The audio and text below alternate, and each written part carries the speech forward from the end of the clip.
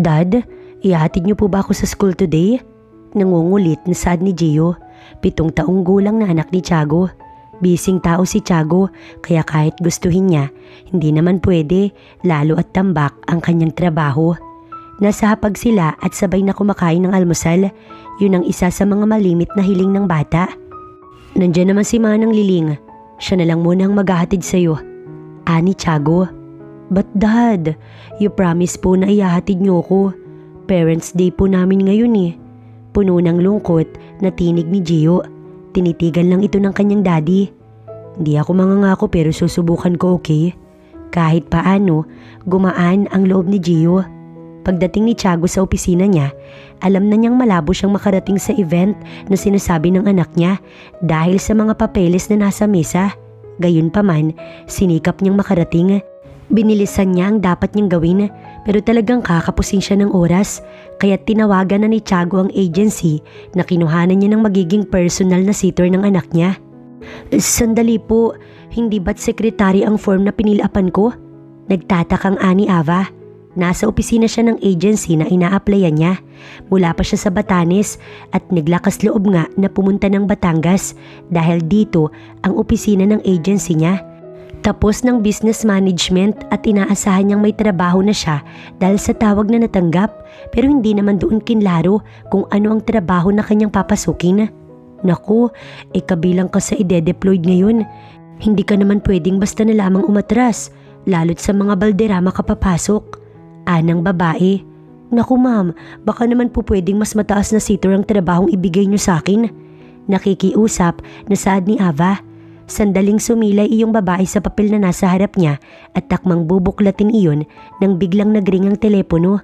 Si Tiago ang nasa linya. Hey, it's me. I ask about my request. Makakarating ba siya? If yes, dito mo siya patuluyin sa opisina ko. Saad ni Tiago, tsaka mabilis na pinutol ang linya. Kita mo na, sabi ko sa'yo kailangan na kailangan ni Mr. Balderrama ng tao ngayon. Nagsusungit na saad ng babae. Ano, papasok ka ba o hindi? Sige, papasok na lang. Nag-aalalang saad ni Ava. Wala siyang kapera-pera, kaya kahit ayaw niya, wala na siyang magagawa pa. Isa-isa nang ang kinuha ng babae ang mga papel ni Ava. Binigyan sila nito ng kanya-kanyang location kung saan dapat pumunta. Napahanga pa nga siya nang sa malaking kumpanya ang ibinigay sa kanyang direksyon. Pagdating sa opisina ni Tiago ay pinadiretso na siya ng assistant nito sa opisina pero kalaunan pinaalis din si Ava dahil nga nasa meeting si Tiago. Ibinili na lang ni Sir na pumunta ka sa eskwelahan ni Gio para sa parent event. Anang assistant ni Tiago. Maya-maya pa'y nagring ang cellphone ng kanang kamay at nais daw umanong makausap si Ava. Hello po, ani Ava. Tell him na pinsan kita. Hindi kasi yun papayag na sitter lang ang attend para sa kanya. Magsisinungaling po ako? Inosenteng ani Ava. Hindi. Hindi ka lang magsasabi ng totoo. Saad ni Tiago kaya pinatay ang linya. Medyo kinabahan si Ava. Sa tansya niya, napakasungit ng magiging amo niya. May inis nang nararamdaman si Ava. Pakiramdam niya pinaglalaroan siya ng pagkakataon kung saan-saan na kasi siya tinuro ng mga amo niya kuno. Pero ayos na din para sa kanya dahil mukhang bigati naman ang magiging amo niya. Pagdating sa eskwelahan, kaagad na hinanap ni Aba ang batang nagngangalang Gino Balderrama. Ano niya ho ba kayo? Saad ng advisor ng bata. Tita po, pagsisinungaling ni Ava. Akala niya pa nga hindi maniniwala yung babae. Ikaw ba yung sinasabi ni Mr. Balderrama? Kawawa nga rin naman kasi si Gio. Palaging busy ang daddy niya. Mabuti naman at kahit paano may mag-aalaga na sa kanya. Anang guro na para bang kinukonsensya pa si Ava. Tatango-tango lang ang dalaga pero wala naman talaga siyang alam lalo at unang araw niya pa lamang. Iginiya si Ava ng guro papunta sa gym kung saan naroon nga ang mga estudyante.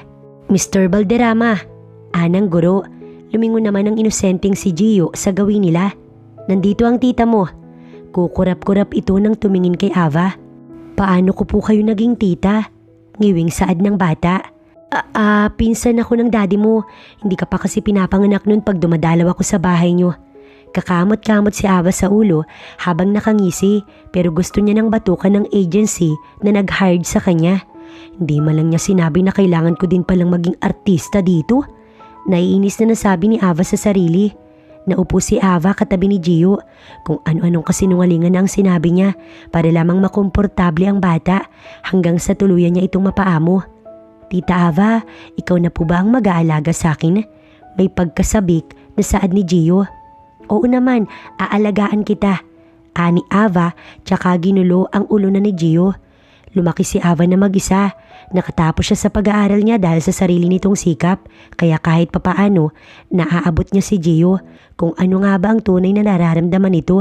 Hinintay na din ni Ava na mag-uwian sina Gio. Hindi niya naman na inaasahan na may susundo sa kanila, pero siguro nga talagang mayaman ng pamilya ng mga Balderrama dahil mamahaling sasakyan pa ang dumating para ihatid sila pa uwi. Pagdating sa bahay, wala pa rin doon si Tiago. Naku, ikaw na ba yung bagong... Hindi natapos ni Manang Liling ang sasabihin niya nang senyasan siya ni Ava. Manang, si Tita Ava po, pinsan po siya ni Daddy. Siya na po ang mag-aalaga sa akin mula ngayon.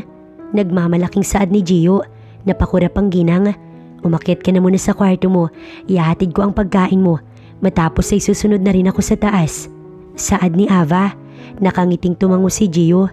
Sa totoo lang, wala itong nakakasundo sa bahay dahil masungit at pilyo. Kulang din sa arugahan ng ama kaya hindi ito nakikinig sa kahit na sinong naroon. Sinimula ni Ava ang kanyang pagbati sa matamis niyang ngiti. Ako po si Ava. Hinired po ako ni Sir para maging sitter ni Gio. Pero dahil nga po ayaw niya nang magkaroon ng yaya, kaya ibinili ni Sir na magpanggap akong pinsan niya. Naku, ganoon ba? Sana lang matagalan mo ang batang yun.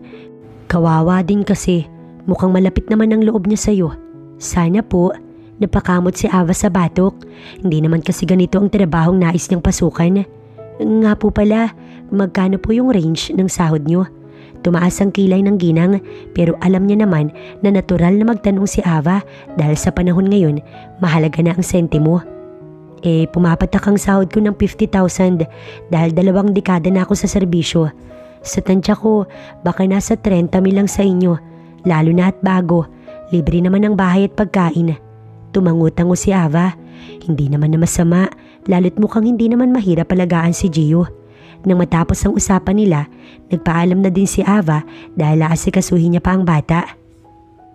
Unang araw niya pa lang, ramdam niya ng malungkot niya ang buhay na ginagalawan ng bata. Kahit kasi hapunan, hindi sila nagkakasabay. Si Ava na rin ang nag-asikaso ng assignment ng bata. Wala pa din siyang kwarto na nakalaan dahil nga hapon na nang makauwi siya. Hindi naman ine-expect ni Manang Liling na may bagong hired. Mabuti na nga lang dahil hiniling ni Gio na magkatabi silang matulog. 1:00 na ng gabi nang makaramdam si Ava ng pagkauhaw. Dumiretso siya sa kusina para buksan ng ref at kumuha ng tubig. Who are you? Kamuntik nang maibuga ni Ava ang tubig na iniinom niya dahil sa gulat matapos umugong ang tinig ng lalaki mula sa likod niya. Para siyang estatwa na dahan-dahang lumingon sa taong yun. Pagharap niya, salubong ang kilay ng gwapong lalaki na may maskuladong katawan. Nakasuot pa ito, dala ang case na itim sa kanyang kamay. Ha? Yun lang ang nasabi ni Ava dahil hindi naman niya alam ang sasabihin. Anong ha? Ako ang may-ari ng bahay na tinutungtungan mo. Sir Tiago? Napapangiwi na saad ni Ava.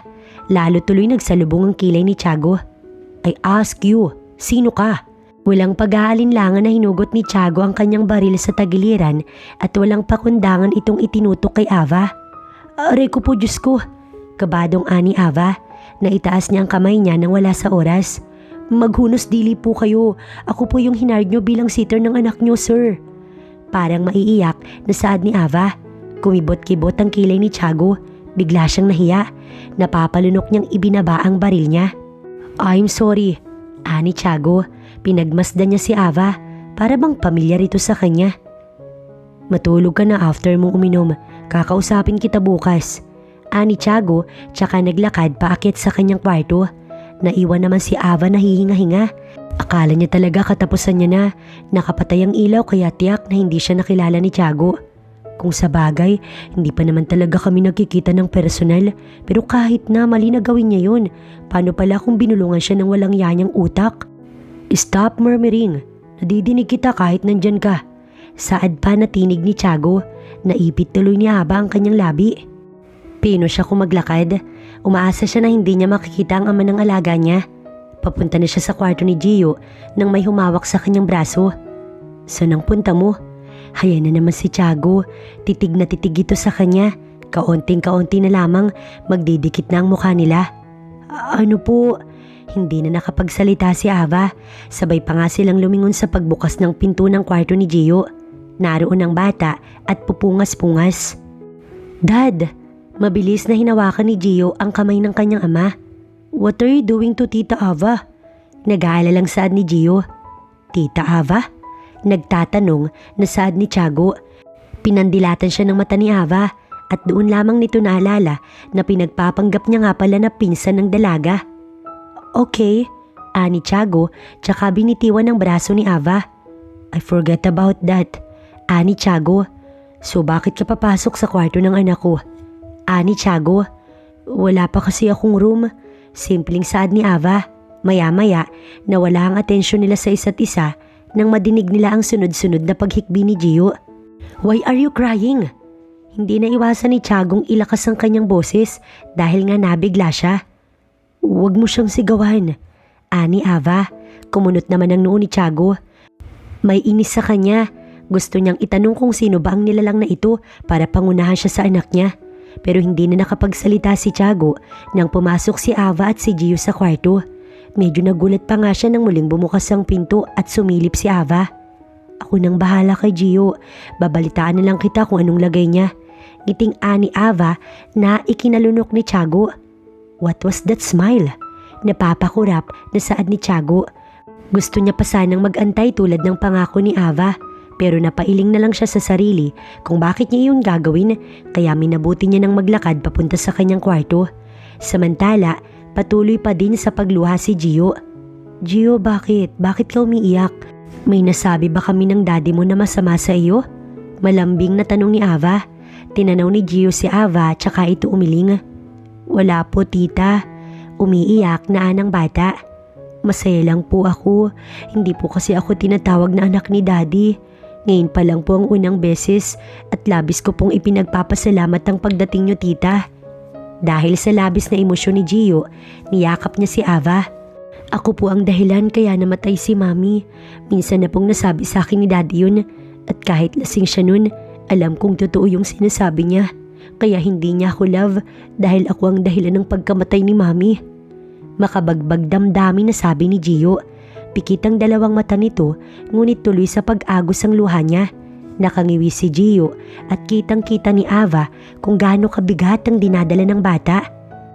Napakabata pa ni Gio para magkaroon ng ganitong klaseng damdamin. Naging ulila si Ava. Nagutom siya at talagang isang kahig isang tuka. Pero para bang mas mahirap pang dinadala ni Gio kaysa sa kanyang naranasan. Hindi na napigil ni Ava na mapaluha. Niyakap niya na mahigpit ang batang yun. Ngayon alam ko na kung bakit pinag-adya ng panahon na maging sitter mo ko. Ani Ava sa kanyang sarili. Kasi may bata pala ako na dapat talagaan. May tungkulin ako na higit pa sa pera ang halaga. Mapait na saad ni Ava. Tahan na, mula ngayon wala ka nang dapat na intindihin. Pagpapakalma ni Ava sa bata. Kung kulang ka sa pagmamahal ni daddy, bibigay ko sa iyo yun. Pipilitin natin siyang magkaroon ng oras. Pangako ko yan sa iyo. Giting saad ni Ava habang tinatapik-tapik ang likod ni Gio. Hindi batang sabi mo sa akin ibabalitaan mo ko? Ani Tiago nang sumapit ang umaga. Nasa sala siya at tumihigop ng tea habang naka-cross legs. Kamuntikan ng masamid si Ava. Hinihintay niyo po ko? Nahihiyang saad ng babae. Tumaas tuloy ang kilay ni Tiago. Pinapatawa mo ba ako? Yung sasabihin mo ang hinihintay ko't hindi ikaw. Nagsusungit na saad ni Tiago. Magkaiba po ba yun? Kakamot-kamot na sabi ni Ava kaya lalong tumaas ang kilay ni Tiago. Of course, tunog at letra pa lang magkaiba na. Kahulugan pa kaya? Umirap si Tiago. Okay, nagpapanggap kang pinsan ko at aware naman si Manang Liling doon since nasabi ko naman na sa kanya. Wala kang special treatment kapag nakatalikod ang anak ko kaya wag kang magtataray sa loob ng pamamahay ko. Opo. Mamaya dun ka na matutulog sa kwartong ibibigay ni Manang Liling. Ani Tiago kaya tumango si Ava. Pwede ho ba ako magsalita? Ginagawa mo na hindi ba? Sarkastikong umiti si Ava kahit naiinis na. Si Gio, natouch siya nang tawagin mo siyang anak kagabi. Yun ang ikinaiiyak niya. Uhaw po sa pagmamahal ang anak niyo kaya makikiusap po sana akong papasahurin kita bilang tauhan ko. Wala akong karapatan na panghimasukan ng buhay naming mag-ama. Ani Tiago tsaka tumayo na. Dinala nito ang tea niya tsaka naglakad palabas. Napapahiyang napakurap si Ava. Masungit at matigas ang loob ng amo niya. Iniisip niya kung paano niya ito mapapalambot gayong masakit itong magsalita. Tumalima si Ava at nakangiting mukha ni Gio ang kanyang nakita. Kahit masakit ang loob ni Ava, ngumiti siya para sa bata. Good morning, tita. Nagtatatakbo si Gio pababa. No baby, be careful, baka madapa ka. Nag-aalala lang saad ni Ava. Minabuti niya nang salubungin ng bata kaysa ito ay maaksidente. Huwag kang tumatakbo sa hagdan, hindi natin masasabing aksidente, okay? Ani Ava, tsaka pinisilang pisngi ni Gio. Napalinga siya sa bukana ng pinto kung saan naroon si Tiago at nakasandal sa gilid ng pinto habang nakatingin sa kanila. May parte kay Tiago na nagtatanong kung bakit nga ba siya ganoon sa anak niya, kung bakit kailangan niyang tiisin ng inosenteng bata na yun, ngayong wala naman itong kinalaman sa pangyayaring yun. Nagbuntong hininga si Tiago tsaka naglakad papasok, akmang lalagpasan niya sana sina Ava nang magsalita ang dalaga. Tiago, saad ni Ava. Tamad na tumingin si Tiago. Lalabas kami sa park ni Gio, okay lang ba yun? Oo, enjoy. Saad ni Tiago. Napatingin ito kay Gio. Nag-aalangang umiti si Tiago tsaka nagdiretso paakit sa kanyang kwarto. Mas masaya po sana kung kasama natin si Daddy, no? Ani Gio habang naglalakad sila ni Ava. Magkahawak sila ng kamay. Medyo busy si Daddy, intindihin na lang siguro natin. Nakangiting ani Ava. Along the highway lang ang park na pupuntahan nila kaya naglakad na lang sila. Nasa kalagitnaan na sila ng daan nang may bumusina mula sa likod nila. Tumapat sa kanila ang kotse. Get in. Ani Tiago nang buksan nito ang bintana ng kotse. Dad? Hindi makapaniwalang saad ni Gio. Masaya pa nga itong lumingon kay Ava habang nagtatatakbo papasok sa loob ng kotse. Napangiti si Ava. Ang tuwa kay Gio ay kitang-kita niya sa bata. Sa backseat na naupo si Ava. Hindi siya umiimik. Sa halip, pinapanood niya lamang ang mag-ama. Kung minsan, nakikita niya ang pagsilip ni Tiago sa kanya pero hindi na lamang niya minamasama yun. Pagdating sa park, sabik na nagtatatakbo si Gio sa mga palaruan. May mga bata din naman kaya kahit papaano, hindi nito kinulit ang ama. Kilala si Tiago sa baryo nila kaya nga hindi siya naglalalabas. Tulad ngayon, siya na lang nang siyang pinapanood ng mga tao at ayaw niya yun. Hindi siya attention seeker. Mas okay pa kay Tiago yung low-key na pamumuhay. Akmang lalapitan ni Ava si Gio nang magsalita si Tiago. Hayaan mo siya. Ani Tiago dahilan para mapahinto si Ava. Gusto kong mabuild siya sa sarili niyang pamamaraan. Hindi ko alam kung nakalaan talaga na nararanasan namin itong pareho. Naupo si Tiago sa bench na naroon para at matigil ang mga taong nakatingin sa kanya. Hinatak niya si Ava. Tulad ni Gio, lumaki din ako ulila sa mga magulang ko. Namatay sila sa aksidente. Lumaki ako ng sarili ko lang. Si Gerald din ang lahat sa akin. Kaya naman mula nang mawala siya, parang huminto ang mundo ko. Para ako nahulog sa napakalalim na balon at hanggang ngayon, di pa rin ako nakakaahon.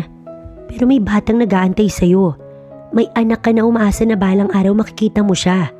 Wala siyang kasalanan kung bakit nawala ang mami niya. Inosente si Gio para iparanas mo ang ganitong klase sa kanya. Giit ni Ava. Naningkit ang mata ni Tiago. Hindi siya nagtimpi at nahablot niya ng mahigpit ang braso ni Ava. Sino ka para magkomento sa akin ng ganyan? Hindi kita kilala para pagsalitaan mo ko ng ganyan. Baguhan ka pa lang para husgahan mo ko. Nanggigigil na saad ni Tiago. Oo, bago nga lang ako. Pero yung sakit at pait na nakikita ko sa batang inaalagaan ko, hindi yun bago sa kanya. Matagal niya nang tinitiis yun, Sir Tiago. Umiiyak siya kagabi dahil noon niya lang naramdaman na minahal mo siya, na tinawag mo siyang anak. Naging ulila din ako, Tiago, at alam ko kung anong nararamdaman ng anak mo. Huwag mong hayaan na malunod siya sa lungkot dahil oras na mangyari yun, hindi mo na siya mababawi kahit anong bawi pa yung gawin mo sa hinaharap. Saad ni Ava, tsaka dahan-dahang inalis ang pagkakahawak sa kanya ni Tiago. Sinundan ni Ava si Gio na nakikipaglaro sa mga bata. Napabuntong hininga si Ava. Hindi niya alam kung tama bang pagsalitaan ng ganun ang amo niya, pero talagang ganun ang gagawin niya kung ito lang ang tanging paraan para magising si Tiago sa pinaggagawa nito. Gio? Gio? Tawag ni Ava nang hindi niya mahagilap sa makapal na tao ang alaga niya. Gio!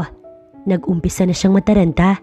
Sunod-sunod na ang panalangin na ginawa niya na sana ligtas ang kanyang alaga. Nagtatakbo si Ava para hagilapin si Gio hanggang sa mapadpad siya sa maliit na iskinita kung saan naroon ang pulutong ng kalalakihan na kumukorner kay Gio. Diyos ko! Ani Ava tsaka nagtatakbo papalapit sa kalalakihan. Layuan niyo yung alaga ko! Ani Ava. At sino namang pakailamera to? Ngising saad ng lalaki na puro tato. Tita Ava! Paiyak ng saad ni Gio. Nagtatakbo si Ava papunta kay Gio para itago ito sa likod niya. Huwag kayong lalapit. Bakas ang takot na sabi ni Ava, pero pinagtawanan lamang siya ng mga kalalakihan. Sige na, kayo nang bahala dyan. Anang lalaki na tiyak na leader ng mga ito. Akmang hahakbang na sila palapit kay Ava nang mabilis din silang mapaatras dahil sa pagtama ng bala ng baril sa sahig na hahakbangan dapat nito. Subukan nyo. Malamig na banta ni Tiago. Nang makita nila ang baril na hawak ni Tiago, sila ay nagtakbuhan. Daddy! Nagtatatakbo si Gio sa ama, tsaka ito sinalubong ng yakap. Napasinghap si Tiago. Ito ang unang beses na nayakap niya ang kanyang anak at nagdulot iyon ng kakaibang pakiramdam sa kanya. Napatingin si Tiago kay Ava. Okay ka lang ba? Ani Tiago kay Ava. Hindi naman sumagot ang dalaga sa halip, tumango lamang ito. Nagaya na si Tiago pero this time, nais na nitong maglakad na lang. Hawak ni Gio ang kamay ni Tiago at ganoon din ang kamay ni Ava. Ngiting-ngiti ang bata. Tita, bakit ngayon lang po kasi kayo dumating? Masaya po pala na may tita, lalo na po pag may mami. Saad pa ni Gio. Pagdating sa bahay, palabas na si Nestor para kuhanin ang kotse sa park. Pasado 11:00 na ng gabi nang tuluyan nilang marating ang mansyon. Sa sala ay inabutan nila ang lalaking may ash gray na buhok. What's up? Bungad ng lalaki. Si Tiago talaga ang pakay nito, pero kusang tumama ang mata ng lalaki kay Ava. Medyo pumusyaw pa ang ngiti ng binata. Tumikim ang binata tsaka tumayo. Hello, I'm Kishon.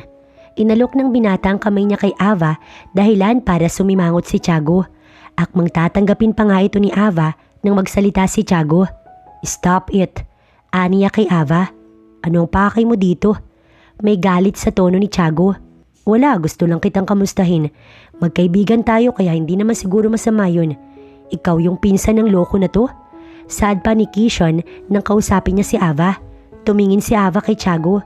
Hindi niya alam kasi kung dapat niya bang sagutin ang kaibigan ng amo niya. Inunat ni Gio ang dalawang braso niya para harangan si Ava. Hindi tumatanggap ng manliligaw ang tita ko.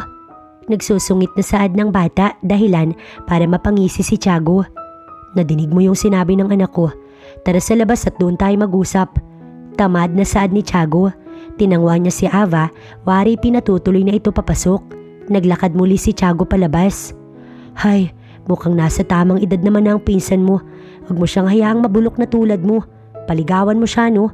Aba, sayang ang lahi niyo. Nangungulit na saad ni Kishon. Ako, tigil-tigilan mo sa pagiging babaero mo Huwag kang magkalat dito sa pamamahay ko. Banta na saad ni Tiago. Napakasungit mo. Ngayon ang uwi ni Daniela. Saad ni Kishon.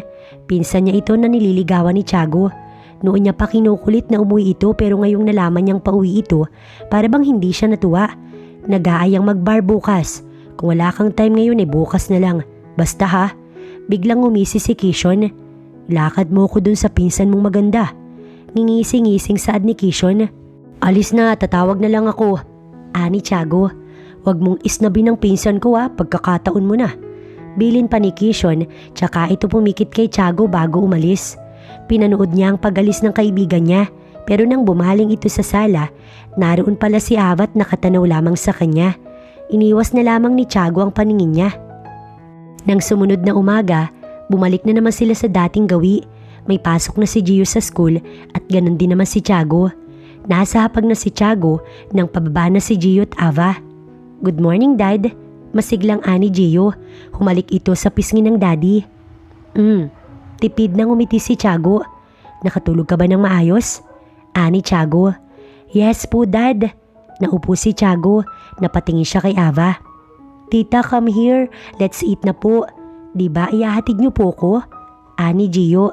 Tumango si Tiago pero halata naman na hindi ito bukal sa kalooban. Napabuntong hininga pa nga siya. "Hindi ba? Nakwento ko na sa'yo si Tita Daniela?" Ani Tiago nang magsimula na silang kumain. Si Ava ay kumakain din ng paunti-unti. "Opo, Dad. Siya po yung nililigawan niyo po na pinsan po ni Tito Kishon." Bibong saad ni Gio. "Nandito na siya sa Philippines. Ayos lang ba sa'yo kung siya na lang ang mag-aalaga sa'yo?" Wala sa ulirat na saad ni Tiago. Pakiramdam niya kasi ay mali na nag-hired siya ng sitter ni Gio. Lalo at pinsan niya itong ipinakilala. Matagal niya na ding pinag-iisipan kung tama ba yun. Pero si Daniela na ang napili ni Tiago na makasama pang habang buhay. Naisip niyang magiging ganito din kalapit si Gio at Daniela kung ito ang mag-aalaga sa kanya. "Dad, how about Tita?" Ani Gio tsaka sandaling tumingin kay Ava. Mag-iisang buwan pa lamang silang nagkakasama pero halata na talagang napalapit na sila sa isa't isa. Uuwi na si Tita. Big boy ka na, kayang-kaya mo na yan." Saad ni Ava. Alam niyang anytime, pwede na siyang sibakin ni Tiago kaya mas maigi para kay Ava na ngayon pa lang gawin na nito ang bagay na yun. Total hindi naman talaga ito ang pinasok niya. Babalik na si Tita Ava sa province niya. Nagbakasyon lang kasi siya dito.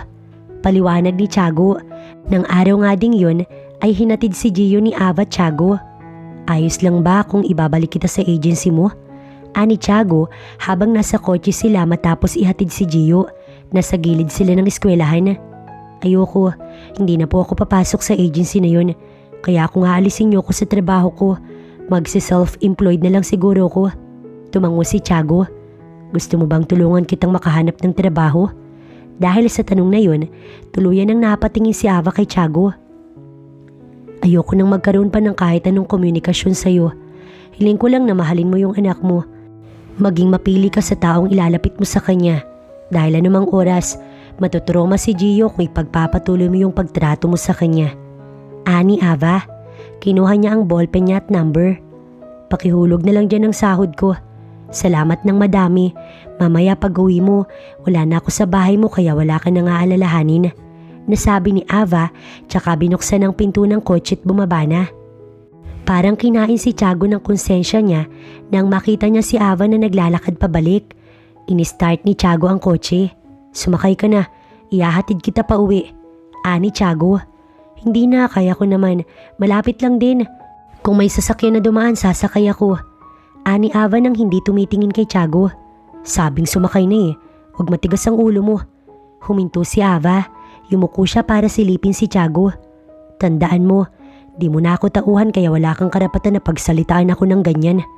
Irap na saad ni Ava tsaka muling naglakad. Nakagat ni Tiago ang ibabang labi niya sa inis. Akmang paanda rin ni Tiago ang kotse niya para sana sundan muli si Ava pero agad niya yung naipreno nang may kotseng sumulpot mula sa likod ng kotse niya at alam niya kung kanino yun. "Kishon?" Ani Tiago. Kusang nagsalubong ang kilay ni Tiago. Sa inis ay bumaba siya. Inabutan niya pa nga ang iting-iting si Kishon. "Hatid na kita." Ani Kishon. Nilingon pa sandali ni Ava si Tiago pero akmang sasakay na siya nang mabilis na humakbang si Tiago at hinawakan ng braso ni Ava. "Where do you think you're going?" Madilim ang mukha na saad ni Tiago. "Bro." Hinawakan ni Kishon ang kamay ni Tiago. "Don't touch me." Banta ni Tiago kay Kishon tsaka hinila si Ava papunta sa kotse niya. "Bitiwan niyo po ko. Hindi ba tinatanggal mo na ako sa trabaho?" Naiinis na saad ni Ava. Pero hindi siya pinakinggan ni Tiago at sapilitan pa din siya nitong pinasakay sa kotse. Akmang bubuksan muli ni Ava ang kotse nang hawakan na ni Tiago ang kamay nito. "Stop it. Huwag matigas ang ulo mo." Seryosong sabi ni Tiago. Kumatok si Kishon sa bintana ni Tiago. Hindi niya na sana ito papansinin pero alam naman ni Tiago na hindi siya nito titigilan kaya't pinagbabaan niya ito ng bintana. "What is it?" Salubong ang kilay na saad nito. Wag mo naman sanang digtahan ng pinsan mo. Gusto ko siyang ligawan, dude. Ligaw your face. Ani Tiago, tsaka ito sinaraduhan. Mabilis na pinaandar ni Tiago ang kotse. For real? Sasama ka dun? May ideya ka ba kung anong klase ng tao yun? Ano bang pakialam mo? Sa kanya ako magtatrabaho, kaya wala kang pakialam kung sumama ako sa kanya. Giit ni Ava. Kung nagbabangyan sila, akala mo'y napakatagal na nilang magkakilala. Sa bilis ng takbo nila, talagang naipreno ni Tiago ang kotse. Anong sa kanya? Anong meron sa inyo? Gano'n na kayo katagal na nag-uusap? Sunod-sunod na tanong ni Tiago. Bigla-bigla, nag-init ang ulo nito. Wala ka nang pakialam kung anong meron sa amin. Iuwi mo na ako dahil kukunin ko yung mga gamit ko. Pagtatapos ni Ava sa kanilang usapan, nakagat muli ng palihim ni Tiago ang ibabang labi. Naiinis at hindi niya alam kung bakit siya nagkakaganon. Higit na maganda si Daniela kumpara dito at iyon ang pilit niyang isinisiksik sa isipan. Ngunit bakit siya nito nagagawang pagsilosin? Naiinis siya dahil nagagawa siyang palambutin ng dalaga na hindi niya naman lubos na kilala. Pagkababa ni Tiago kay Ava, basta na lamang siyang umalis. Sinadya niya si Kishon na ngayon ay nasa opisina na nito. Tungkol sana kay Ava ang itatanong niya pero napaatras ang dila niya nang makita niya si Daniela doon. Oh, he's here. Pumapalakpak na sabi ni Kishon. Bala ka pa naman sana naming puntahan eh. Nakangisi nitong saad para bang sinasadya siyang inisin. Hi love. Malambing na sabi ni Daniela tsaka ito umakyabit sa batok ni Tiago. Sino si Ava? Parang hindi mo siya naikwento sa akin. Gusto pala siyang ligawan ni Kishon. Bakit hindi mo payagan? Nagpapakyut na saad ni Daniela. Tsaka na lang natin siya pag-usapan. Alanganing umiti si Tiago. Masaya ako nakabalik ka na ng bansa. Humahalakak si Kishon. Bakit parang hindi ko makita yung saya? Makahulog ang saad ng kaibigan ni Tiago. Mag-uusap tayo. Banta ni Tiago tsaka bumaling kay Daniela. Let's have a coffee. Magkwentuhan tayo. Ani Tiago. Naninibago siya sa sarili niya. Para bang hindi siya natutuwa na makita si Daniela, pati sa kung paano ito kumapit sa kanyang braso. Pagdating sa coffee shop ay espresso ang in-order ni Tiago. Panay kwento si Daniela ng kung ano-ano ang mga pinagkakaabalahan nito sa ibang bansa, ngunit pawang lutang si Tiago. Iniisip niya kung paano niya makakausap si Kishon nang sila lang. Nakikinig ka ba? Maya-maya'y tanong ni Daniela nang mapansin siya. Santi! Tawag pa nito kay Tiago. Nang hindi ito sumagot, tinapik na siya ni Daniela sa kamay. Ha? Ano yun? Bigla ay napapahiyang sabi ni Tiago. Umikot ang mata ni Daniela. Sabi na hindi ka talaga nakikinig sa akin. Kanina pa ako nagsasalita dito. Nagtatampong sabi ni Daniela. Iniisip mo na naman ba yung pinsan mo? Bakit ba? Bakas ang selos kay Daniela. Tss, di siyang iniisip ko. Pagsisinungaling ni Tiago. Marami akong appointments. Si Kishon talaga sana ang sadya ko. Hindi ako aware na nandito ka na pala. Palusot pa ni Tiago. Sorry kung hindi kita natawagan agad. Lumabi si Daniela. Kamusta ang anak mo? Gusto mo bang ako na lang ang mag-alaga sa kanya? Kaysa naman kumuha ka ng sitter. Baka abusuhin lang nun ang kukunin mo. Mali ka. Napatigil si Tiago. Idedepensa niya sana si Ava pero naalala niyang pinsan nga pala ang pagkakaalam ng mga ito. I mean, madami pa namang mga matitinong sitter. Medyo nag-aalala lang ako na baka hindi kayo magkasundo ng anak ko. You know, Gio naman. Tuyuin siya at medyo matigas ang ulo. Wala pa din namang masama kung susubukan. Nakangiti pang sabi ni Daniela. Napatitig si Tiago sa dalaga. Dati patay na patay siya dito dahil may kaunting hawig si Daniela sa namatay niyang asawa.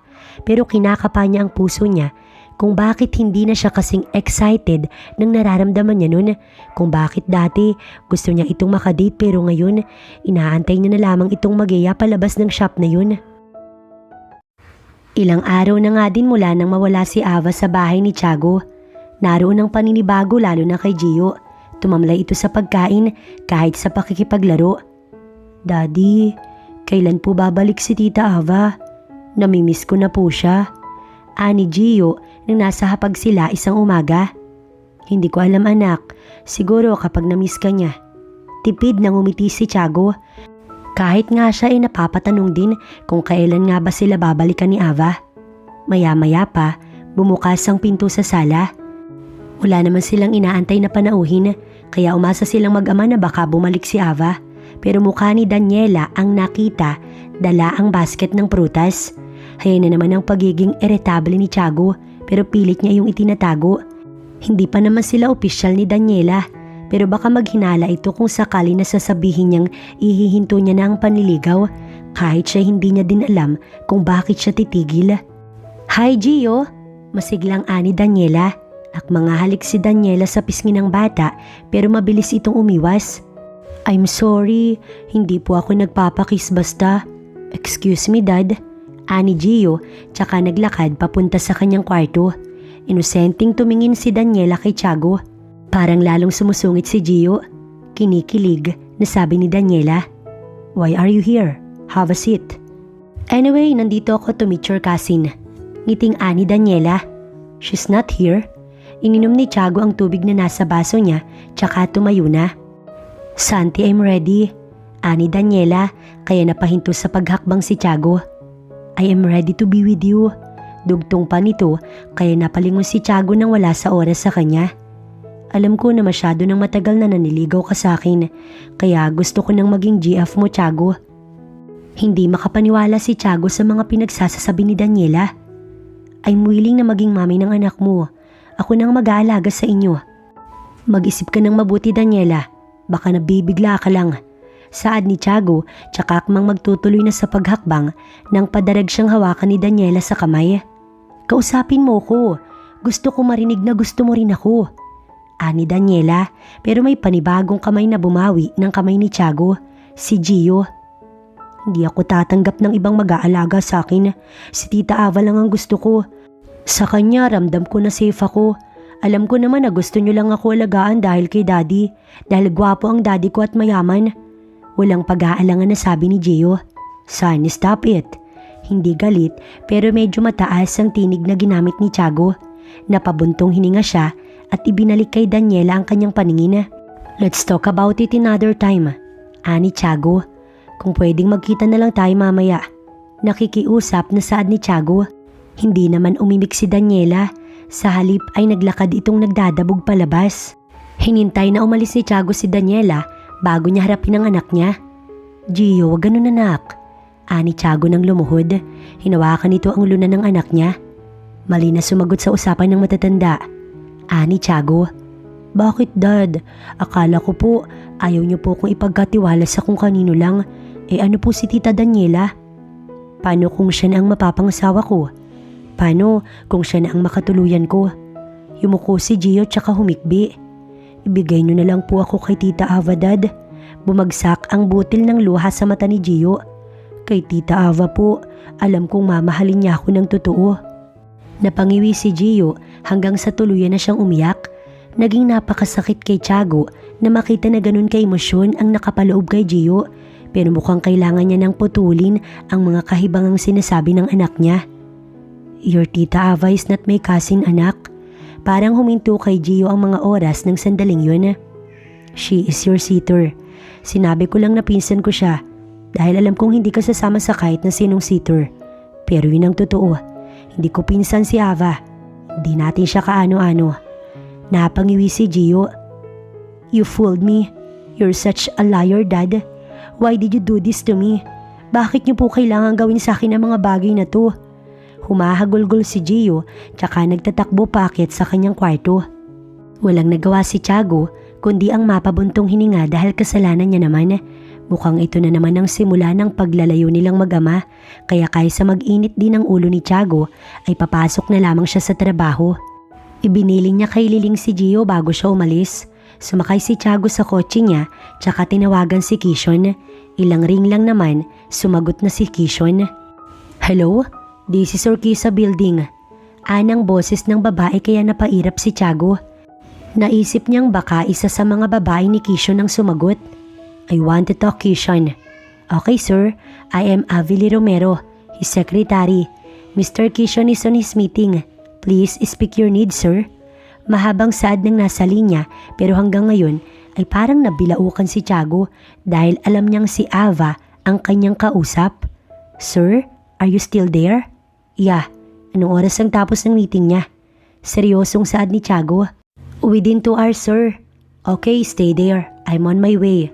Ani Tiago, tsaka pinatay ang linya at nagmamadaling nagmaneho. Matagal-tagal niya na ring pinaghahanap si Ava. Ngayong alam niya na kung nasan ito, nais niya itong kumprontahin. Kung bakit siya nagkakaganito na gusto niyang bumalik sa dating siya, sa Tiago na walang pakailam sa lahat. At alam niyang masasagot lamang iyon sa oras na magkaharap sila ni Ava. Umaangil ang gulong ng kotse niya nang pumarada sa harap ng building ni Kishon. Naiinis si Tiago sa nararamdaman niya.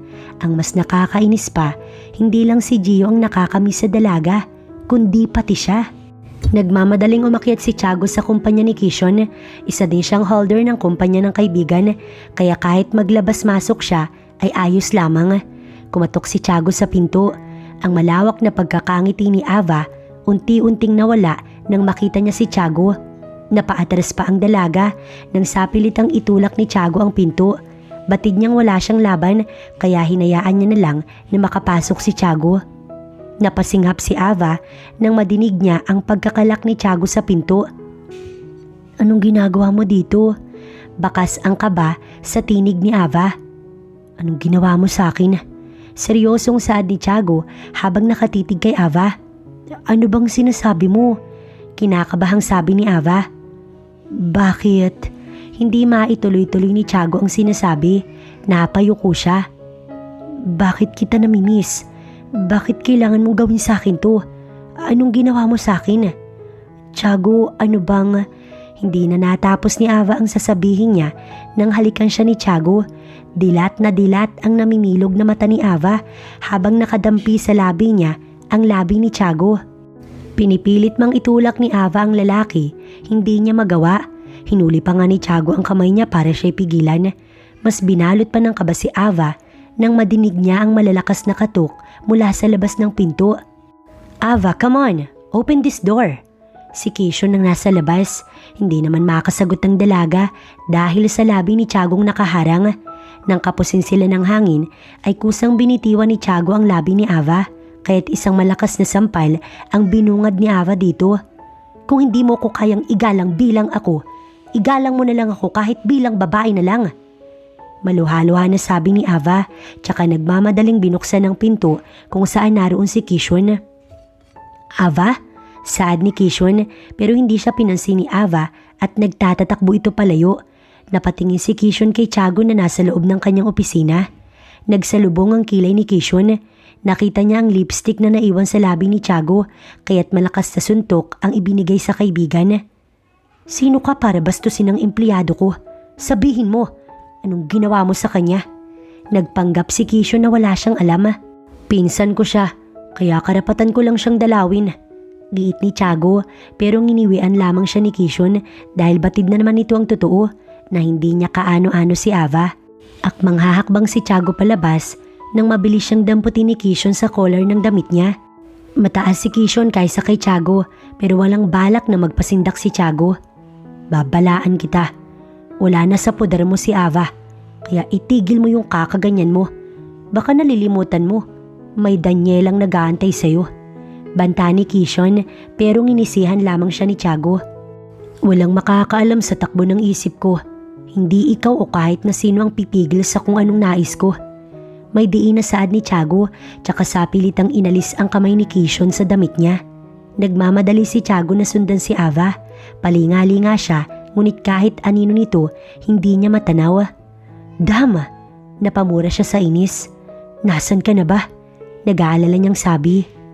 Nang mga sumunod na araw, hindi na pumasok si Ava sa opisina. Kahit anong bantay ni Tiago sa building ng Urquiza, hindi niya matsyempohan si Ava. Akmang sasakay na ng kotse si Tiago papasok nang may tumawag sa kanya. Santi! Napaikot ang mata ni Tiago, batid niya itong si Daniela. What are you doing here? Ani Daniela pero parang nakaramdam si Tiago ng pagod. Papasok na ako sa opisina. Ani Tiago. Tsaka akmang tatalikuran na si Daniela pero mabilis na hinila ni Daniela ang kanyang braso. Harapin mo nga ako.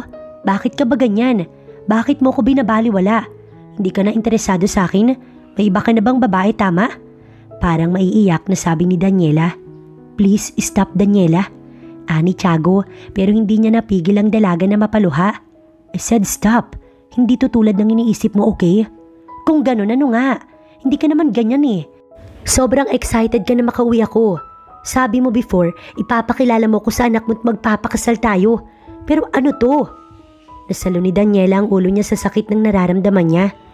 Bigla ka ng lamig, tapos sasabihin mong hindi to tulad ng iniisip ko? Kung ganun, ano? Maliban sa may iba ka na, ano pang dapat kong isipin? Luha ang ani Daniela. Mahal kita, Santi, mahal na mahal. Hihikbi-hikbing sabi ng dalaga. Wala siyang pakailam kahit patitigan siya ng ibang mga dumaraan. Maya-maya pa, huminto ito sa pag-iyak. Kusa niyang pinakalma ang sarili niya pero nandun pa rin ang paghikbi. Ano ba? May mali ba sa akin? Anong ayaw mo sabihin mo? Halata ang pagiging desperada ni Daniela pero hinawakan ni Tiago ang balikat niya para siya'y patigilin. Daniela, enough.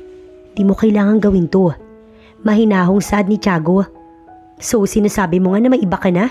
Tama ba? Na hindi na ako? Unti-unting lumandas na naman ang luha sa mata ni Daniela. Kailan pa? Kailan mo pa ako niluloko? Hindi nakaimik si Tiago dahil hindi naman niya matatawag na pagtataksil ito dahil hindi pa naman sila ni Daniela. Nililigawan niya pa lang ito at akala nga ni Tiago wala siyang pag-asa dahil single dad siya. Hindi rin naman niya pilinano ang biglaang pagbihag ni Ava sa kanyang puso. I'm sorry, ani Tiago tsaka binitiwan si Daniela. Tiago, please, bumalik ka. Malakas na palahaw ni Daniela pero hindi na siya binalikan pa ni Tiago. Daniela? Nagtatakang ani Kishon nang lumabas ito sa building matapos makarating sa kanyang usap-usapan ng mga empleyado. Iginiya ni Kishon si Daniela patayo. My God, Dan! Why are you crying like that? Naiinis na sabi ni Kishon pero nagpatuloy lang ang pinsan sa pag-iyak. Ayaw niya sa akin, Kishon. Ayaw na sa akin ni Tiago. Malakas na palahaw ni Daniela na kinatigil ni Kishon kasabay ng pagkurap dahil alam niya kung sino na ang gusto nito. Samantala, alauna na ng hapon nang lumabas si Ava sa boarding house na tinutuluyan. Mabuti nga hindi siya gaanong kinukulit na mga nasa kumbento na magpadala ng pera dahil wala pa siyang sapat na ipon. Hawak ni Ava ang garbage bag na itim sa kamay niya nang lumabas siya. Nilagay niya iyon sa gilid ng poste kung saan tumatapat ang mga garbage truck para kumulekta ng basura. Patalikod na nga sana siya nang makadinig siya ng hikbi mula sa likod ng mga basura. Umira lang kuryosidad ni Ava kaya naman sinilip niya yun. Namilog ang mata niya kasabay ng pag-aalala nang makita niya si Gio. Naka-jacket ito, dala ang maliit na bag pang eskwela. Puno ng manipis na alikabok ang muka at mababakas ang pagod. Napaluhod si Ava nang dambahin ng bata. Diyos ko, Gio, anong ginagawa mo dito? Ani Ava, nag-aalala niyang hinawakan ng balikat ng bata. Bakit ganyan ang itsura mo ha? Nasaan ang daddy mo? Sunod-sunod na sabi ni Ava pero kamunti ka na siyang mapatumba nang dambahin siya ng yakap ni Gio. Nakakainis ka po, Tita Ava. Malakas na iyak ni Gio. Alam niyo po ba na halos gabi-gabi iniisip ko na magiging masaya na yung buhay ko dahil may isang tao na handa akong pahalagahan at kayo po yun. Mula po nang dumating kayo, naging maayos na po si daddy sa akin. Kasi po di ba magpinsan kayo? Pikitang mata na sabi ni Gio habang umiiyak pero hindi nakaimik si Ava. Gio, kasi alam ko na po nagsinungaling kayo. Niloko niyo ko ni daddy. Pero ginawa niyo yun dahil ayaw niyo ko masaktan at nauunawaan ko yun, Tita Ava. Pumipiyok si Gio dahil sa tindi ng emosyon. Pero alam niyo po ba, mas sinaktan niyo lang po ako dahil ganun niyo na lang po ako kabilis na iniwan. Sabihin niyo po, ayaw niyo po ba sa akin? Masamang bata po ba ako? Humahagulgol na sabi ni Gio. Napaluha si Ava at mahigpit na yakap ang sinagot sa bata. Danas niya nga ang katanungang iyon kaya alam ni Ava kung gaano kabigat iyon sa dibdib. Bakit po lahat kayo gusto kong iwan? Simpleng bata lang po ako na nanlilimos ng pagmamahal sa inyo. I'm sorry. I'm so sorry, Gio. Hindi sadya ni Tita Ava. Pasensya ka na. Umiiyak din na sabi ni Ava. Ilang minuto din na nag-iyakan sila sa kalsada hanggang sa mapagod sila. Niyaya ni Ava na pumasok ang bata para ito'y mapakain. Halata kasi na mukhang wala pa itong pahinga. Nagluto ng noodles at spam si Ava matapos paliguan si Gio. T-shirt niya lang ang pinasuot niya sa bata dahil wala naman siyang ekstrang damit. Nakaupo na si Gio sa mesa nang ilapag ni Ava ang niluluto niya. "Paano ka nakarating dito?" tanong ni Ava. Napatawa pa siya nang makitang sabik at gutom ang bata sa pagkain. "Kupo kayo nung nakaraan pero wala akong pamasahe kaya pinababa po nila ako dahil pumaliit lang ang hakbang ko. Umaga na ako nakarating dito." Nagmamalaking sabi ni Gio habang si Ava parang kinakain ng konsensya niya.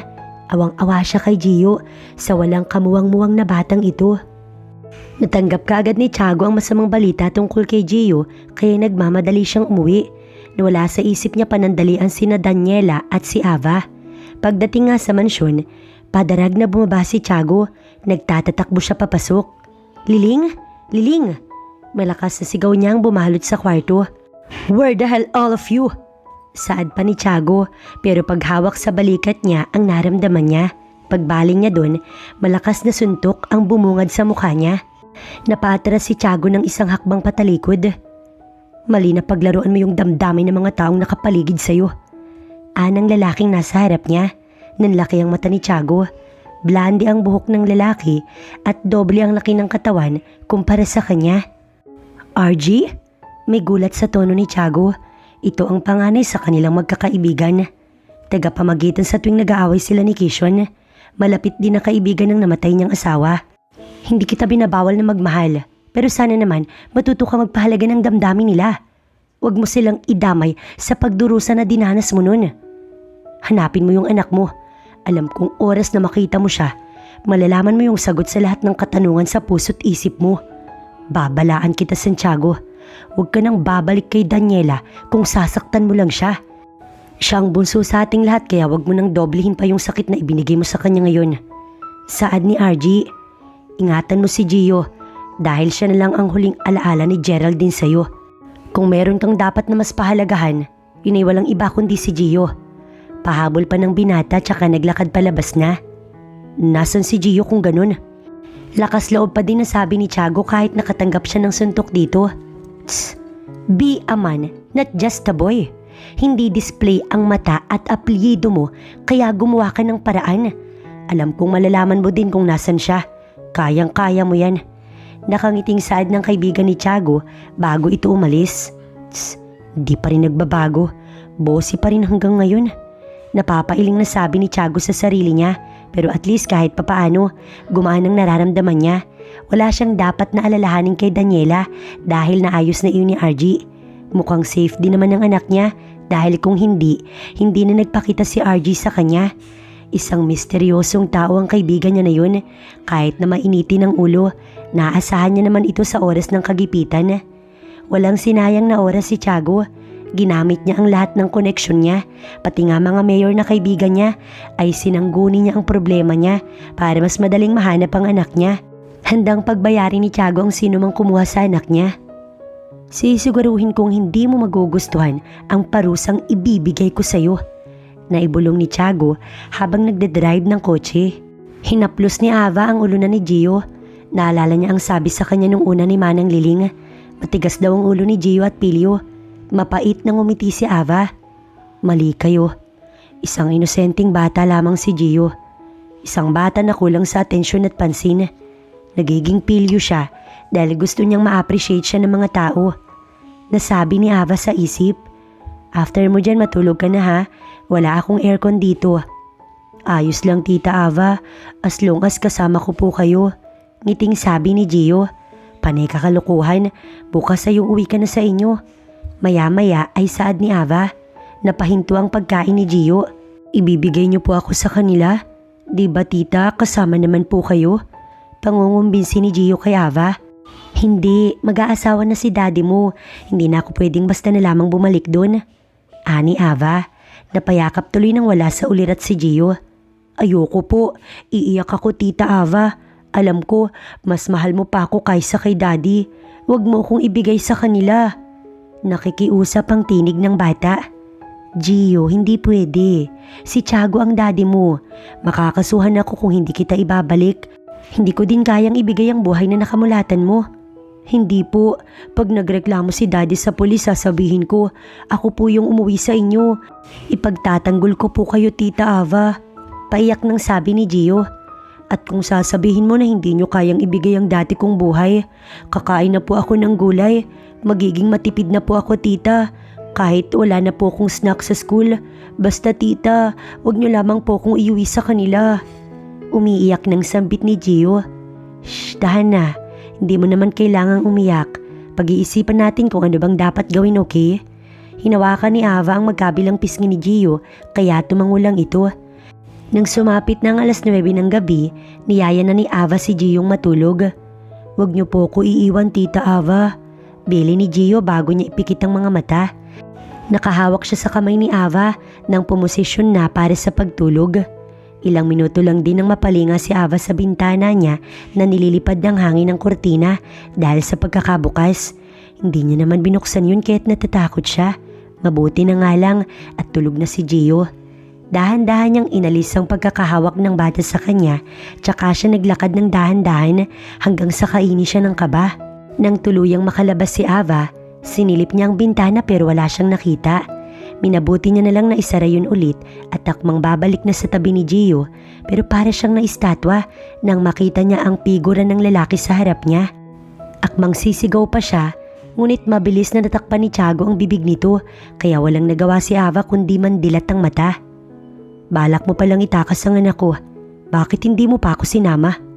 Malambing na sambit ni Tiago, pero hindi nga siya makapagsalita dahil may takip ang bibig niya. Tatanungin kita for the second time. Anong ginawa mo sa akin para maging ganito ako sa'yo? Ani Tiago, tsaka binitiwan ng bibig ni Ava. Ano bang sinasabi mo? Isa pa, kusang umuwi sa akin si Gio dahil ayaw niya sa'yo. Ayaw niya kay Daniela.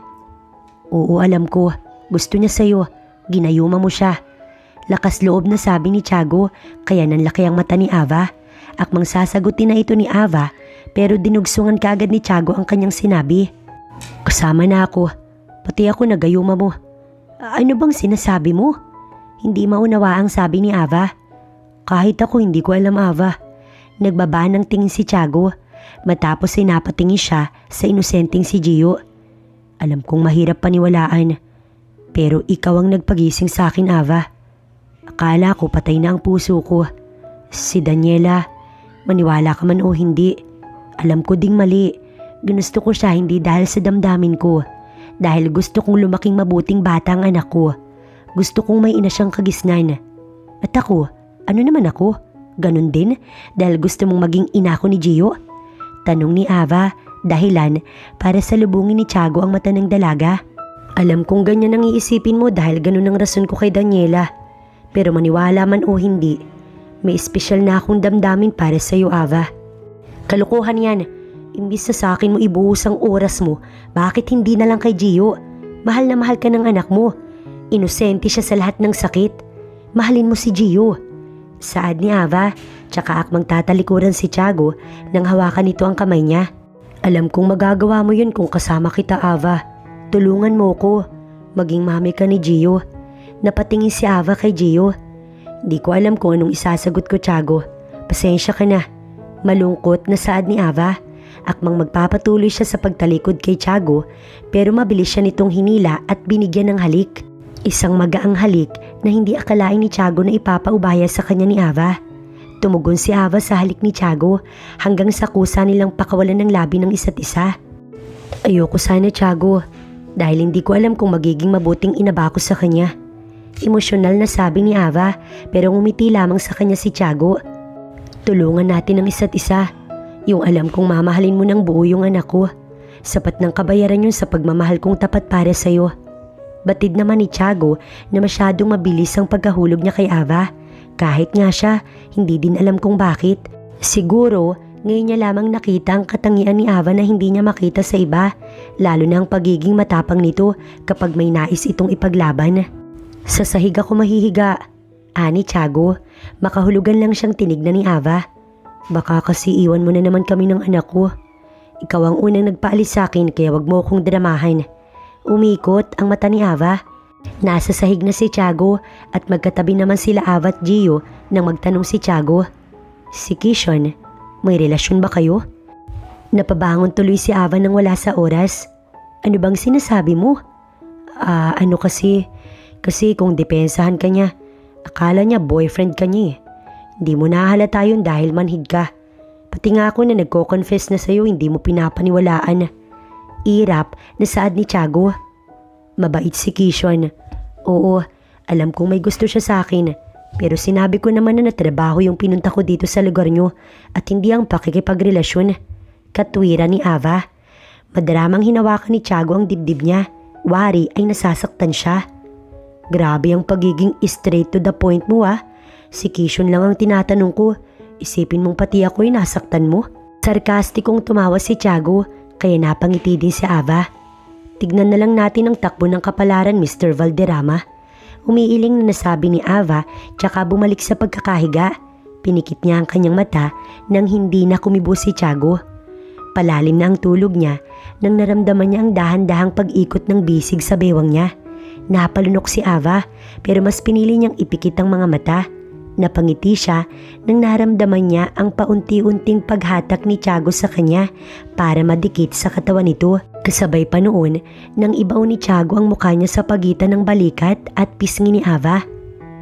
I am badly in love with you, baby.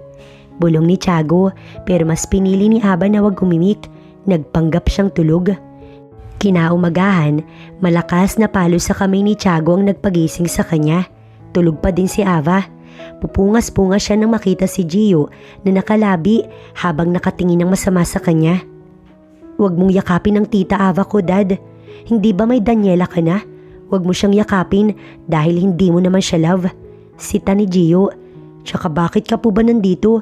Hindi ba may pakakasalan ka na? Lumabi si Gio. Tumango si Tiago. And it's Tita Ava. Nakangiting saad ni Tiago tsaka akmang yayakapin si Ava nang pigilan ni Gio ang kamay niya. Isa na naman ba yan sa mga tricks mo? Pati feelings ni Tita Ava paglalaroan mo para lang wag ako masaktan. Umalis ka na lang, Dad. Tanggap ko naman na po na hindi po ako yung mahal nyo. Sapat na po sa akin si Tita Ava kaya ibigay nyo na lang po ko sa kanya hanggang sa mahandle ko na po lahat ng sakit na ibinibigay nyo. Umiling si Tiago tsaka tumayo at naupo sa tabi ni Gio. You're wrong. Hindi ako ganito nang dahil lang sa mami mo. Ganito ako sa'yo dahil gusto kong maging matibay ka. Dahil dadating ang araw na ikaw na ang hawak sa lahat ng meron ako. Pati na sa sakit na nasa dibdib ko. Hinahanda kita dahil yun ang tama. Ngumiti si Tiago tsaka ginulo ang buhok ni Gio at niyakap. I love you, son. Bulong pang minsan ni Tiago. Nagising si Ava na magkayakap ang mag-ama habang umiiyak si Gio. Yun na yata ang pinakamagandang view na masasaksihan ni Ava ngayon. Ano na naman ang ginawa mo sa anak mo? Sita ni Ava kay Tiago. Napabungis-ngis pa nga si Ava nang bigla siyang itulak ni Gio palayo at yumakap sa halip kay Ava. Abat tandaan mo, ako ang daddy mo. Tatawa-tawang saad ni Tiago. Hay nako, tumigil na kayo mag-ama. Ipagluluto ko na lang kayo ng almusal. Ani Ava tsaka tumayo na. Mag-CR ka na, son. Saad pa ni Tiago. Makahulugan namang tinignan ni Gio ang kanyang daddy kaya tinaasan siya ni Tiago ng kilay. Oh, bakit? Morning routine mo naman yun, hindi ba? Ani Tiago. Napalabi na lamang si Gio tsaka bumaba na sa kama para pumunta sa CR. Tinignan ni Tiago si Ava. Ustong pag-alis ni Gio, yumakap si Tiago kay Ava. Ano na naman yan? Naiiling na sabi ni Ava. Kagabi lang sila nagkaintindihan ni Tiago kaya nahihiya siya sa ginagawa nito. Hindi na naman kita mayayakap pagbalik ng anak ko. Ewan ko ba, dapat kasi ako lang ang hinok mo, hindi kasama ang anak ko. Ani Tiago, tsaka ibinaon ng ilalim ng mukha niya sa balikat ni Ava. Nang madinig ni Tiago ang pagbukas ng pinto, binitiwan niya na si Ava. Katakot-takot na sermon na naman kasi ang aabutin niya sa anak niya. Nakagat pa ni Tiago ang ibabang labi niya na ikinatawa naman ni Ava. Kaysa makipagkulitan, tumungo na lamang si Ava sa kusina. May tirang gulay pa siya dun. Maya-maya lang din ay sumunod na ang mag-ama. Kumakain ba kayo ng pansit? Wala akong pang mayaman dito ha? Paglilinaw ni Ava. Ayos lang tita, as long as kayo po ang nagluto. Bibong sabi ni Gio. Napangiwi naman si Tiago. Pakiramdam niya'y dadaigin siya ng anak niya sa pagiging bolero nito pag nagbinata. Kung sa bagay, baka nga totoo ang sinasabi niya. Irap na sabi ni Tiago sa kanyang isip. Ipinaghain na ni Ava ang mag-ama sa kahoy niyang mesa. Mapait na napangiti si Tiago. Alam niyang kasalanan na maalala si Geraldine, lalo at si Ava na ang laman ng puso niya. Pero minsan niya na rin pinangarap na mangyari ito sa kanya. Nahainan ni Geraldine kasama ang anak nila. Pero malabo na mangyari yun. Siguro nga matutupad iyon ngayon, pero sa ibang version na, sa ibang babae na kanya nang minamahal. Paupo na sana si Ava sa mesa nang makadinig siya ng katok sa pinto. Napalinga silang lahat. Akmang maglalakad na si Ava papunta doon nang pigilan siya ni Tiago. "Let me." Nakangiting ani Tiago, tsaka pinangunahan ng pagbukas ng pinto. Ang ngiti kanina ni Tiago ay biglang naglaho. Na-curious si Ava, kaya naman sinilip niya kung sino yun. Nakita niya si Kishon. "Nandyan ba si Ava?" Seryosong saad ni Kishon. Hindi na hinintay pang makasagot si Tiago. Sa halip ay lumapit na si Ava. "Nandito ako," ani Ava. Sandali niyang tinignan si Tiago pero humakbang na din si Ava. "Sa labas na lang tayo," ani Ava. Napahinto lang siya nang hawakan ni Tiago ang kanyang pulsuhan. "Sandali lang ako," ani Ava, tsaka inalis ang kamay ni Tiago. Naglakad sila ni Kishon hanggang sa gilid, hanggang sa makarating sila sa poste ng kuryente. "Nandyan pala si Santiago?" Paunang sabi ni Kishon. Tumango si Ava tsaka tipid ng umiti. "Magkasama kayo buong magdamag?" Tanong pa ni Kishon, pero bakas ang sakit at hinagpis. Mas pinili ni Ava na itikom ang bibig niya. "May anak na siya. Binata ko. Bakit hindi na lang ako? Hindi ba ako worth it?" Naging emosyonal si Kishon. Minsan na kasing nagtapat ito ng pag-ibig kay Ava. Naniniwala daw kasi ito sa love at first sight, pero ganun talaga. Hindi para sa kanyang istoryang ito, kaya kahit na nasa kanya na ang lahat, hindi pa rin siya tinanggap ni Ava. "I'm sorry." Saad ng dalaga, tsaka nilayo ang kanyang paningin. "Sabi mo magpapahinga ka, na hindi ka pa handa na buksan ang puso mo. Bakit si Tiago pinapasok mo? Ganun na ba kababa ang standard mo?" Lakas loob na saad ni Kishon na kinagalit ni Ava. Hindi niya nakontrol ang sarili niya at malakas niyang nasampal si Kishon. "Lilinawin ko sa'yo. Sinabi kong gusto kong ipahinga yung sarili ko sa'yo dahil akala ko mabubroken ako matapos akong paalisin ni Tiago sa bahay niya. Akala ko hindi niya ako mahal dahil mas pinili niyang iba. Siya ang lalaking sinasabi ko sa'yo na nanakit sa'kin. Kung tutusin, wala akong dapat ipaliwanag sa'yo dahil wala ka namang ambag sa buhay ko. Pero para malinawan ka lang, gusto ko ding malaman mo. Hindi din dahil sa mababang standard ko kaya si Tiago ang pinili ko. Minahal ko siya ng legal.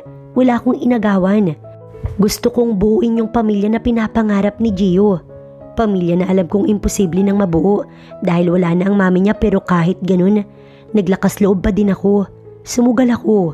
Masama pa ba ako nun? Masama pa ba ako nun, Kishon?" Mangiyak-ngiyak na sabi ni Ava. "I'm sorry, hindi ko sadya na ma-offend ka." Nahihiyang sabi ni Kishon. "Sana nga, maibabalik ng sorry mo lahat ng masasakit na nasabi mo. Kung ganun ang mundo, baka wala nang tumatangis ngayon na tulad ko." Ani Ava, tsaka nalaglag ang butil ng kanyang luha. Napasingap siya ng may kamay na humawak sa kanyang pulsuhan. "Stop talking. Wala kang dapat paliwanagan. Tara na sa loob." Ani Tiago, tsaka hinila si Ava. "Tiago, sandali." Ani Ava, pero hindi siya pinakinggan ni Tiago. Hinila niya ang kamay niya, pero hindi iyon binitiwan ni Tiago. Sa halip ay seryoso itong tumitig kay Ava. Sinandal ni Tiago si Ava, tsaka ito pinakatitigan. "Huwag mo kong pilitin," banta ni Tiago. "Gusto kong magkaroon kami ng close." Madiin na hinalikan ni Tiago ang labi ni Ava. Wala na siyang pakailam kahit sino pa ang makakita sa kanila. Humabol pa si Ava nang ilayo ni Tiago ang labi niya kay Ava. "Walang closure na magaganap. Ayos lang yun kay Kishon. Mas kilala ko siya dahil kaibigan ko siya. Kung meron ka mang pagpapaliwanagan, ako lang yun. Akin ka lang, naiintindihan mo?" Ani Tiago, tsaka muling hinila si Ava papasok. "Daddy, bakit po ang tagal nyo?" Ani Gio. Umiti lang si Tiago. "May inayos kami ni tita mami mo." Ani Tiago na ikinapula ng pisngi ni Ava. Para sa kanya, napaka-sweet nun. Iginiya ni Tiago si Ava paupo, tsaka pinaghain ng pagkain na kanina ay ito mismo ang naghanda. Nasa kalagitnaan na sila ng pagkain nang muling magsalita si Tiago. Magpapadala ako ng tulong sa mga taong kumupkup sa'yo para naman hindi nakakasama ng loob kung ikakasal tayo. Seryosong ani Tiago na nagpahinto sa pagsubo ni Ava. Okay naman na sa kanya na sila ni Tiago pero hindi niya nakikitang ikakasal sila lalo at ngayon lang naman sila nagkasama o nagkamabutihan. Paano mo pala nalaman ng tungkol sa akin? Tanong ni Ava nang pabalik na sila. Hinatid nila si Gio sa eskwelahan. Magpa-deliver na lang si Tiago ng uniforme ng bata dahil malilate pa ito kung uuwi pa sa mansyon. Yung pagiging independent mo, yung pagiging lonely mo sa mahabang panahon. Birong sabi ni Tiago habang nakangisi. Pareho, ani Ava. Well, karapatan ko naman sigurong malaman since gusto kitang makilala. Gusto kong himayin ang pagkatao mo. Tulad ko, mula ka din pala sa wasak na pamilya. Pinanganak na ulila. Kaya din siguro naiintindihan mo si Gio. Ngumiti si Ava. To be honest, sekretary talaga yung ina-applyan ko, hindi ang pagiging sitter. Pero matapos kong makilala si Gio, yun na ang aking pinili. Gusto kong kulayan ng madilim niyang mundo dahil hindi ako ganun na lumaki. Ulila ako pero puno ako ng pagmamahal, Tiago. Oo, pati nga buhay ko pinasok mo. Umiiling na bulong ni Tiago. So maging handa ka kaya? Dugtong pa ni Tiago. Saan naman? Ani Ava. Hininto ni Tiago ang kotse tsaka inilabas ang maliit na box kung saan naroon ang makinang na bato ng mamahaling singsing. Pagod na ako makipag-date, humanap ng iba. Kaya handa ka bang kulayan ng buhay na magiging anak natin? Will you marry me? Nasalo ni Ava ang bibig niya. Hindi niya inaasahan na ngayon ito mangyayari. Masyadong napakabilis para sa kanilang dalawa. Hindi alam ni Ava kung anong isasagot niya. Pero tanga na lang siya kung tatanggihan niya pa ang isang Santiago na all-in package. Hindi ko alam, Tiago. Namasa ang mata ni Ava kaya napatigil si Tiago. Pero oo, isusugal ko. Ani Ava, tsaka ibinigay ang kamay kay Tiago para doon isuot ang singsing. Matapos isuot ni Tiago ang singsing, nahalikan niya ng mahigpit si Ava. Kasunod ng yakapin niya ito ng mahigpit. Puno ng pagpapasalamat si Tiago ng mga sandaling yun. Pero syempre, nandun ang pagdarasal na sana sila na talagang dalawa. Nang sumapit niya ang hapon, nagdadabog na si Gio. Hindi nito pinansin si Ava pagdating sa bahay. Inuwi na ulit ni Tiago si Ava sa mansyon.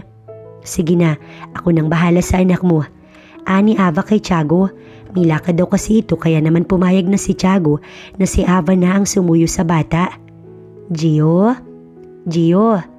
Tawag ni Ava habang kumakatok sa pinto ng bata pero hindi ito sumasagot kaya minabuti na ni Ava na pumasok dahil hindi naman nakalak ang pinto. Inabutan niyang nakaupo si Gio sa gilid ng kamat na kasimangot. Gio, bakit? Ani Ava pero nandoon ang pag-aalala at lambing. Siya kasi ang sumundo sa bata at mula pa kanina hindi siya nito kinakausap. Sino pong mas mahal mo sa amin ni Daddy? Diretsahang sabi ni Gio na kanyang ikinabigla. Siyempre naman ikaw, mahal na mahal ka namin ng daddy mo. Sinserong saad ni Ava pero umiling si Gio. Nagsisinungaling ka na naman po sa akin, hindi ba? Nakalabing saad ng bata, pabagsak na ang luha nito. Napatingin si Gio sa kamay ni Ava. Kinuha ni Gio ang kamay nito at itinaas. And what's the meaning of this po? Kung mahal niyo ko, dapat hindi po kayo gumagawa ng mga bagay na ikasasakit ko. Mahal ko po kayo. Para ko na kayong mami at alam kong magiging mami ko na kayo soon. Pero bakit po kinakalimutan niyo ko sa mahalagang tagpo ng buhay niyo? Nagpropose si Daddy na wala ko? It's so unfair. Umiiyak na sabi ni Gio. Napangiti si Ava. Hindi niya akalain na ito pala ang kinagagalit ng bata. Napaka-cute. Sa tuwa, nayakap ni Ava si Gio. It's just a promises ring, Gio. Kahit nga ako nagulat din. Pero hindi ko inaasahan yun. Hindi pa ako na ikakasal sa daddy mo, kaya wag masyadong magdamdam. Hayaan mo hindi na mauulit. Wag na sanang magtampo, pwede ba yun? Masuyong ani Ava pero patuloy lang sa pag-iyak si Gio. Kaya hinayaan na muna ni Ava ang bagay na yun dahil baka hindi pa talaga ayos si Gio. Hinayaan niyang mag-iiyak ito hanggang sa ito din mismo ang tumigil. Palagi mong tatandaan kung gaano ka namin kamahal ni Daddy. Kaya kapag may ganito kang concern, huwag kang magdadalawang isip na tanungin kami, okay? Para aware kami sa nararamdaman mo. Ani Ava, tsaka muling niyakap si Gio. Samantala, sinadya naman ni Tiago si Kishon sa bar matapos ibalita ni RG sa kanya na naroon ang kaibigan nila at broken hearted. Hindi naman sinabi ni RG kung kanino ito broken. Pagdating ni Tiago sa bar, si Kishon kaagad ang kanyang hinanap. Swerte dahil wala itong ka-table na babae. Madami-dami na itong nainom, kaya panatag si Tiago na makakausap niya ito ng mahinahon. Kapag kasi nakakainom si Kishon, tsaka lang ito madrama't mahinahon. Tahimik na naupo si Tiago sa tabi ni Kishon. Sandali pa nga siyang nilingon ng kaibigan, pero kaagad na umirap din pero hindi kumibo si Tiago. Bakit ka nandito? Halata sa tinig ni Kishon na madami na itong nainom. Just wanted to talk to you. Kalmadong saad ni Tiago. Ayoko naman na ikasal kami ni Ava na may sama ka ng loob. Ngumisi si Kishon. Sino namang nagsabi sa'yo na masama ang loob ko? Di magpakasal kayo. Umirap si Kishon. Hindi isang babae ang susubok sa akin. I give my all para lang sumaya kayo. Kahit na lang nasasaktan na ako, titiisin ko. Kaibigan kita eh. Ani Kishon, pero hindi niya napigil na maging emosyonal hanggang sa tuluyan na itong umiyak. You know what? Di naman masakit eh. Kaya namang tanggapin. Ang sa akin lang, bakit hindi ako ang pinili?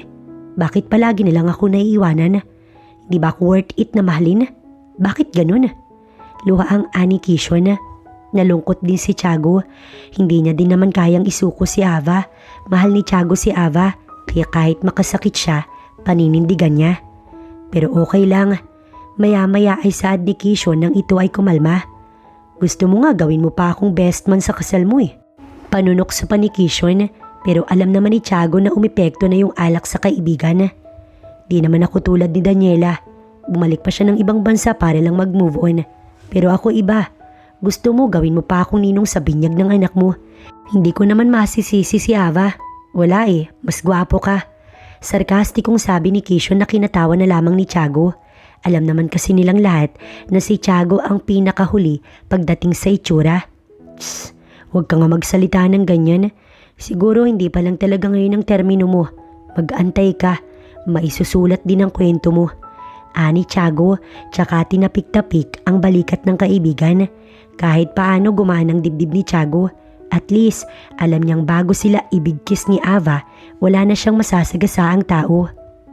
Ilang linggo lang ang binilang, tuluyan nang ikinasal sina Tiago at Ava. Siyempre tulad ng pangako ng mga kaibigan ni Tiago, dumalo ang mga ito, liban kay Daniela na nasa Japan.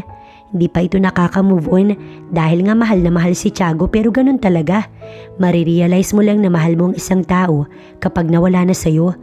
Isang buwan lang din ang lumipas ay inanunsyo ng mag-asawa na dinadala na ni Ava ang ikalawang anak ni Tiago, bagay na ikinatuwa naman lalo ni Gio. Hinahaplos ni Ava ang medyo maumbok ng tiyan.